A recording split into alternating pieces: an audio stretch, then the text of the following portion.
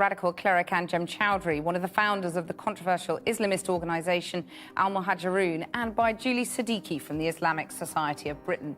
Also joining us from Amsterdam is Douglas Murray from the Henry Jackson Society. In the Channel 4 studios, we have the likes of Anjem Choudry, who was the founder of Al-Muhajiroun. The UK government had banned Al-Muhajiroun in 2010 because it was more or less an extremist group. Separately, the discussion was loosely based on who was to blame for Lee Rigby's stabbing in 2013. The other guest in the studio was Julie Saddiqqi from the Islamic Society of Britain, and then we had Douglas Murray via Skype. Before we talk to all of them, we've unearthed footage tonight which shows one of the alleged terrorists, Michael Adebayo, at a protest by the now banned group Al-Muhajiroun in 2007 outside Paddington Green Police Station in London. Anjem Choudry was also on the march. The discussion kicked off with the host identifying Michael Adebayo amongst protesters at one of Al-Muhajiroun's demonstrations in 2007. Was that an indication that Al-Muhajiroun was a breeding ground for what would be terrorists? And more importantly, did Anjem deserve to be prosecuted for being indirectly culpable?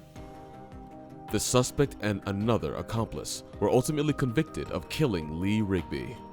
What's happened down in Woolwich? I'm not going to apologise for exposing the crimes of the British government in Iraq or Afghanistan. That's not the question I asked. You helped radicalise let me answer the question suspect in my way. Radicalization is a stick which is used to beat the Muslim community. The fact is that there is conflation between exposing the British foreign policy. And so, when asked by the host to apologize on behalf of Michael in the wider Al-Muhajiroun case, Anjem declined. Instead, he flipped the script on the host by suggesting that Britain and the West had carried out similar misdeeds, howbeit on a larger scale. And the favor was being repaid within reason. So if anyone wanted to call it radicalization, they were free to do so. Ultimately, it was only a word. We say, and we've always said, that we live here under a covenant of security. It's not allowed to target innocent people in return for our life and work being secure. And we've said that over the years. Radicalization but the fact is the biggest radicalizing factor is the British government and their foreign policy. But radicalization is also about justifying violence, isn't it? No, it's not. Will you take some responsibility for what has happened on the streets of Woolwich? Anjem also insisted that his group and his charges strictly operated under a covenant of protection. This meant they were not allowed to hurt innocent people. But at the same time, he couldn't really say the same for the British government. At this point, the host was still expecting an apology, however indirect, but Anjem doubled down on what radicalization, as the host put it, actually entailed. It was all about religious rights. Convicted in 1998 for his attempt to firebomb a British Army barracks. There have been a spate of attacks. We've worked out that about 20% actually of convictions, of Al-Qaeda-related terror convictions in this country, have a linkage with Al-Muhajiroun and with Mr. Choudry. Okay, Douglas, let me put that point direct to Anjem Choudry. Douglas came in at this point and tried to counter Anjem's argument while taking off from the host's sentiments. His approach was to prove that indeed, more recent terrorist attacks could be directly linked to Al-Muhajiroun. According to stats, at least 20% of recent threats and convictions could be attributed to the movement that Anjem started. No, not at all. I think that you need to make a distinction between legitimate political and ideological struggle, which we have been doing for about 15 or 20 years in this country. You know, I've never been arrested. I've never been arrested for organizing any terrorist activities, any kind of military bases or anything like that. And the reality is that people we come across, we have a huge number of demonstrations and processions. So everyone turned to Anjem as if expecting that apology. Would he at least accept that his group was doing something wrong? For him, there was a big difference between what the host and Douglas were alluding and a legitimate political struggle. The latter is what Al-Muhajiroun represented. And Anjem made sure to mention that he had never been arrested, which was an indication that he was doing something right. At the same time, he couldn't vouch for extremists who took it upon themselves to commit any crimes. That was imprisoned for 9 or 10 months. He faced a choice between having about 20 years in prison or taking a plea bargain. He made a couple of phone calls, he typed a few things on a computer. Wait. The fact that he was forced to plead guilty doesn't mean that he was planning anything at all. In court, you radicalised him. It was said in court that you radicalised Richard Dodd. The host just then pulled out a name from her hat. one Richard Dow had recently been nabbed for planting a bomb. On one hand, the host was using this setup as an excuse to prove that Anjem's group had radicalized Richard and many others like him. However, Anjem argued that this same man was compelled to accept a plea bargain, which tactically pointed to his innocence. Rhetoric has no place whatsoever in this country.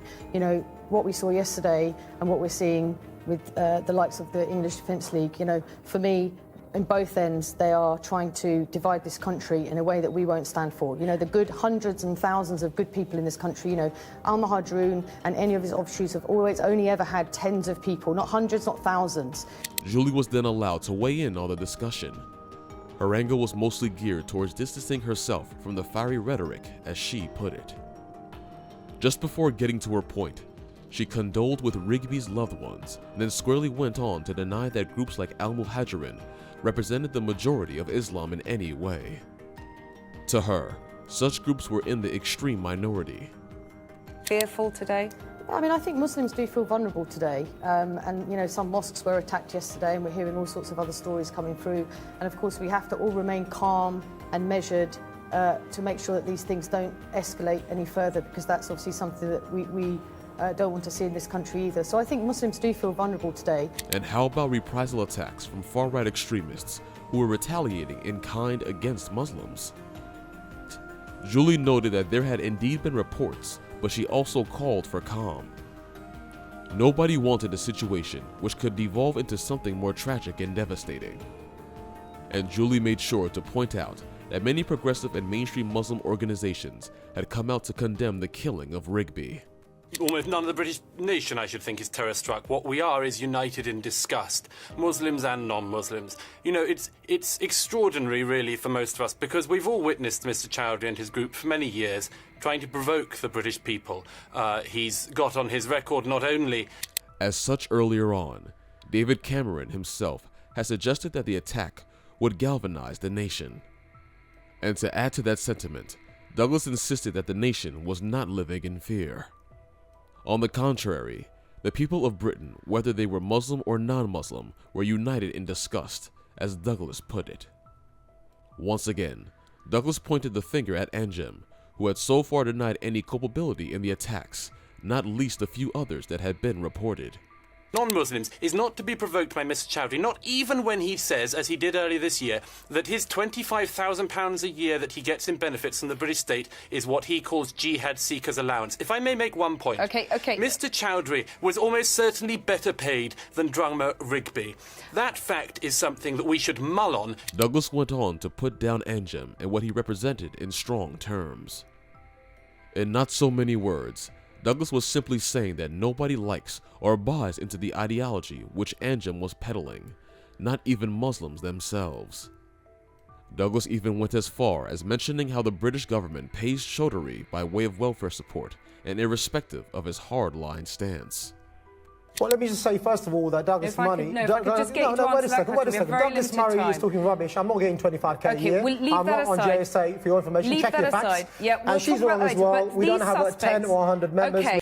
Anjem just had to counter the claim that he was being paid way better than Rigby ever was, and he categorically denied that fact as put forward by Douglas. Anjem also refuted the fact by Julie that members of Al-Muhajiroun were merely in the tens and hundreds. But then, he had to answer the question on whether active soldiers were deemed a legitimate target by him or any of his so-called acolytes. These suspects... Soldiers who are fighting in Afghanistan, obviously the people have the right to defend themselves. What we say in Britain is that we have a covenant of security. In return for our life and wealth being protected, it is not allowed for Muslims to target the life and the wealth of the people with whom we live. But I tell you something. Okay. The people who are oppressing the Muslims is the British government. The people who are banning ideological and political struggle are the British government. Okay, They don't Anjem, allow people to express Anjem Choudry, themselves. you've had... Again, Anjem cited the covenant of protection. If the British government kept their own side of the bargain and didn't implicitly cause the deaths of Muslims in any country they called home, then attacks like these would be non-existent. And as far as Anjem was concerned, Muslims who had somehow or in some way become aggravated to the point of taking up the fight against the West were only being reactive. We would like to know your thoughts on this. Do you think Anjem's arguments hold up? Tell us about your opinion in the comments section below.